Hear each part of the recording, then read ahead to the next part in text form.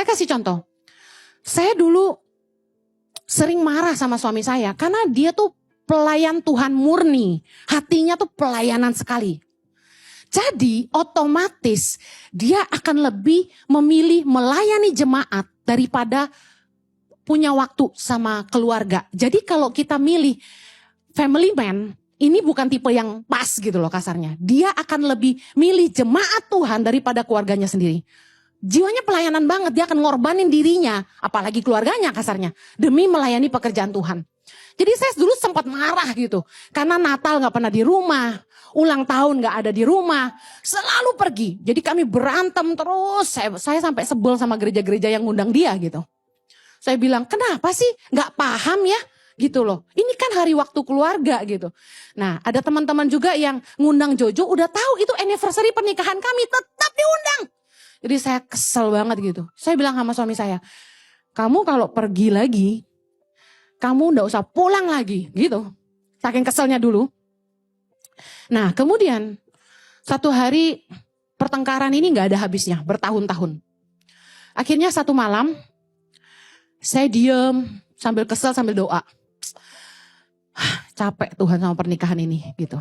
Karena saya merasa tidak dikasihi, saya merasa tidak dibela, saya merasa dia tidak peduli, saya merasa kesepian, pokoknya semua gitu. Dan akhirnya tiba-tiba Roh Kudus bilang gini, lihat suamimu, Jojo lagi tidur.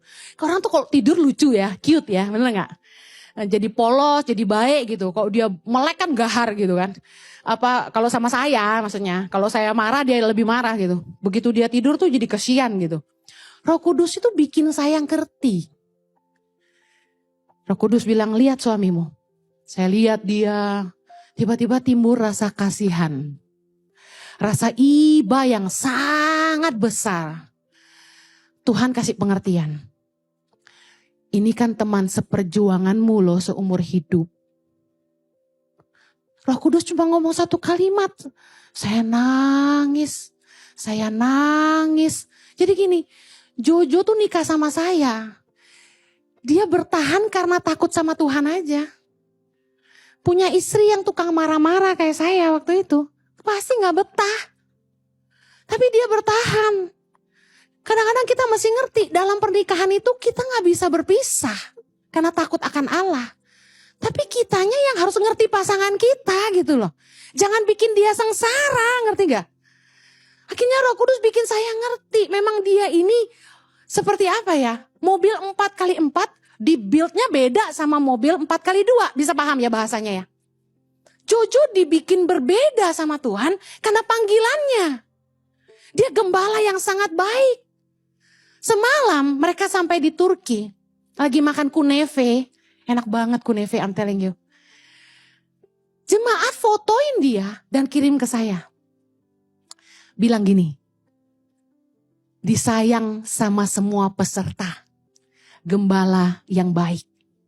Kalau Anda ikut trip ke Holy Land sama suami saya, Anda akan lihat betapa baiknya suami saya. Dia itu care sama jemaatnya. Dia sayang sama semuanya. Dia ringan tangan. Dia gak sungkan bantu siapa saja. Dia menempatkan dirinya sebagai hamba. Dan melayani semuanya. Itu pemimpin yang besar. Saya kasih tahu Anda, suami saya sangat luar biasa. Saya aja kagum-kagum lihat dia gak ada capeknya ngelayanin orang. Saya seharian bawa grup gitu. Ya semua sudah hadir. Belum lagi kalau ada ibu-ibu nakal yang shopping mulu gak mau balik ke grup. Itu kan tugas saya nyari mereka. Iya. Aduh ini mana nih kurang 2 nih. Saya lari-lari turun. Di mana tadi ya? Cari. Bu ayo bu semua sudah di bus bu. Sambil gemes gitu kan. Tapi suami saya tetap. Ya sabar ya. Sebentar lagi ya, oke sebentar lagi ya. Begitu kami naik, saya udah asem mukanya dia masih senyum. Ayo bu. Wah, emang hebat dia tuh. Gak sanggup saya. Tapi saya kasih tahu, yang kayak gini ngeselin istrinya jadinya ya. Kan kasihan suami saya gitu loh. Nah, singkat cerita, dalam rumah tangga tuh kita mesti ngandalin Roh Kudus yang ngajarin kita. Karena kadang-kadang bahasa manusia tuh gak bisa nerjemahin semuanya gitu loh. Kita marah, kita pakai emosi, kita pakai pikiran kita yang sok pinter ini. Tapi sekali aku lihat dia gitu, aku langsung kasihan. Udah jangan dimarahin lagi, kasihan gitu loh. Kamu mau apa?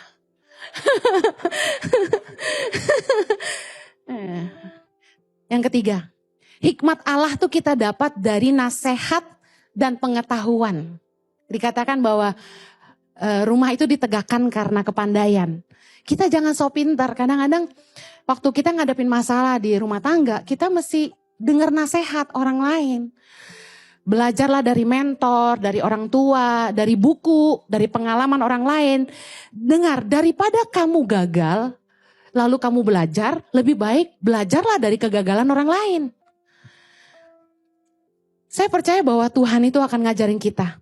Makanya penting banget gini, kelilingi dirimu dengan orang-orang yang sehat dan tepat. Supaya waktu kamu butuh nasihat, mereka akan kasih kamu jalan-jalan Tuhan, bukan jalan-jalan yang jahat.